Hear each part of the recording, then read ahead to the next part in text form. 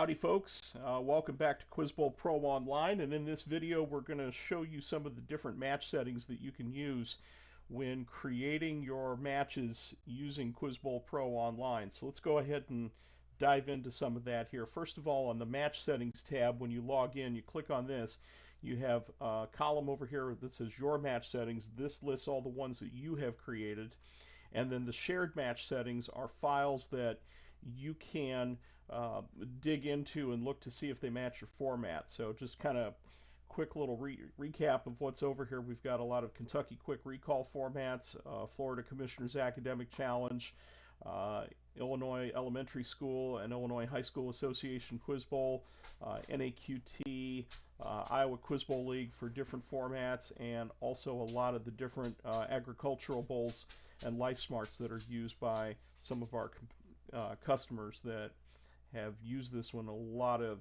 different applications.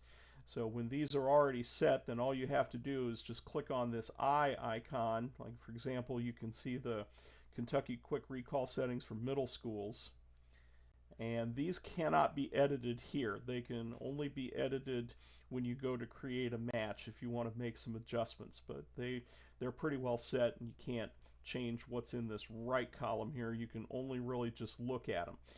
Now over here on the left, if you wanted to create some settings, you can use the pencil icon to edit, or you can use the trash can icon to get rid of something if you don't like it.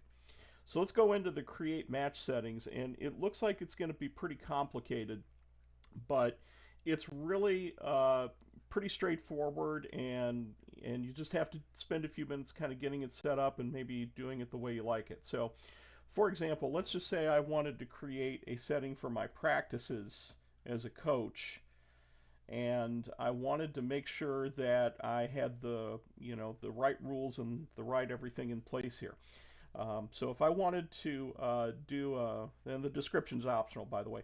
If I wanted to do a round timer, say I wanted to just limit this to a certain amount of time, then I could activate that round timer, and then I could adjust the time appropriately with the slider, or just simply type it in. Let's say I wanted 10 minutes on the timer. Starting points would be for each team. If you wanted to stagger the starting points, then you would start with every team having a certain amount, or you could just edit the scores at the beginning before starting if you wanted to create a format like that.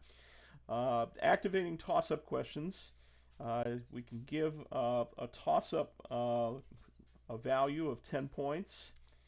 And if you want to do an early correct answer bonus, you certainly can. And in a lot of formats that's called a power, so you'd be for 15. We'll add an extra 5 to that. If you want to penalize somebody for answering a question incorrectly at any point, you can either penalize them the question value, which would be in this case 10 points, or you can set a custom value like they only lose 5 or 3 or whatever. And then also there's an early incorrect answer penalty, which means that if they ring in while the moderator is still reading the question and they're wrong, then in some formats they lose 5 points. That's called a neg. You can set your ring-in timer appropriately. If you're going to do online competitions, I would recommend maybe extending that a little bit longer to account for some lag in the system, or just the delay that naturally takes place when you're trying to conduct a match through Zoom or Google Meet or something like that. You can also add in computation time. So I know in some formats the computational questions have extra time, and you could have computation time be 10, 20, 30, whatever you want, just by adjusting that box right here. Resetting the ring-in timer after incorrect answers. So if the timer is running and somebody rings in, and you want to reset the timer all the way back to the original time value, you can do that. Or you can change it to 3 seconds if you want to. So, somebody rings in, the other team has 3 seconds to ring in. That's a possibility. Now, there are some formats where you don't do this, and instead you have a preserved minimum ring-in time, where that would mean that no matter who rings in, or even if you have multiple teams, then you can you can make sure that they have that length of time available to ring in, regardless if your timer's run out or not. And then ring-in limit, once per team or once per one team per question. One team per question means that only one team can ring in. It's either right or wrong, and then it's over at that point.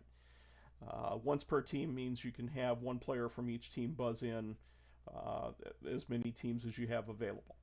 And then some teams or some formats may want to play with an answer timer, and that answer timer starts when a player rings in and tries to give an answer. So that's kind of a quick little synopsis of the toss-up questions. Let's go to the team questions next. If you want to play a team question where you have extended time for a team to deliberate over a question, you can set that timer and you can set to end it early. And then when you are playing the match and playing this team question, you'll be able to get the scores in at the end of the question with a prompt in the match screen. Bonus questions. We've got a lot of options here, and some of them are pretty common among all the formats that we've run into. With the bonus parts, you can see you can have 1, 2, 3, 4, 5, 8, or 10 bonus parts. You can give a certain amount of bonus points per part. So in a lot of cases, we've got, let's see if I can get this to do what I need it to here. Well, let's maybe change it with the radio button. There we go, or the slider.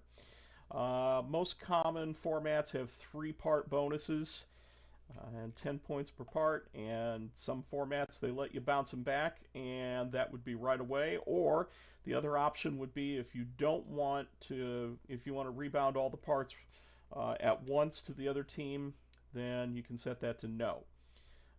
Bonus questions follow toss-ups if they're either answered correctly to the toss-up winner, or if you select them, if you just want to play it like that.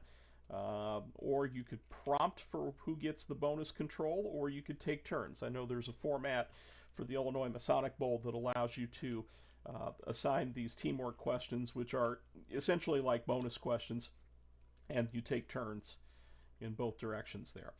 You've got an answer timer for each part of the question that allows a team to get an answer in. You can also have a computational timer, just like for toss-ups. And a deliberation timer would be if you're reading all the parts at once and giving the teams the opportunity to collaborate on them all at once there. So that's bonus questions right there. Timeout options. You have 3 different timeout availabilities here that you can set.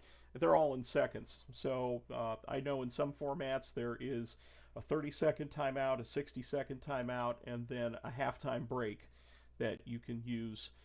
That will help keep your matches moving and keep everybody honest. When you are done with the sound or all of this, you can go to the sounds and display options. You can play the round timer expiration sound, which is a buzzer that sounds when your round timer ends. You can play the ring-in sound on either the host computer only, the players only, both, or neither. I would recommend that if you're playing an online match, you probably want to play this on host only, especially if your sound is going out to everybody.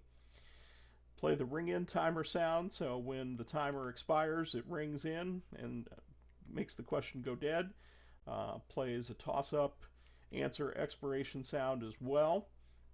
That's for the answer timer on the toss-ups. And same with deliberation timers and bonus timers, and timeout expiration as well. And you definitely want to display those timers on the player screens if everybody's bringing their own device.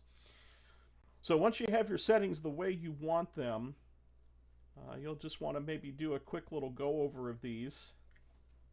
And again, you could give it a description if you wanted to.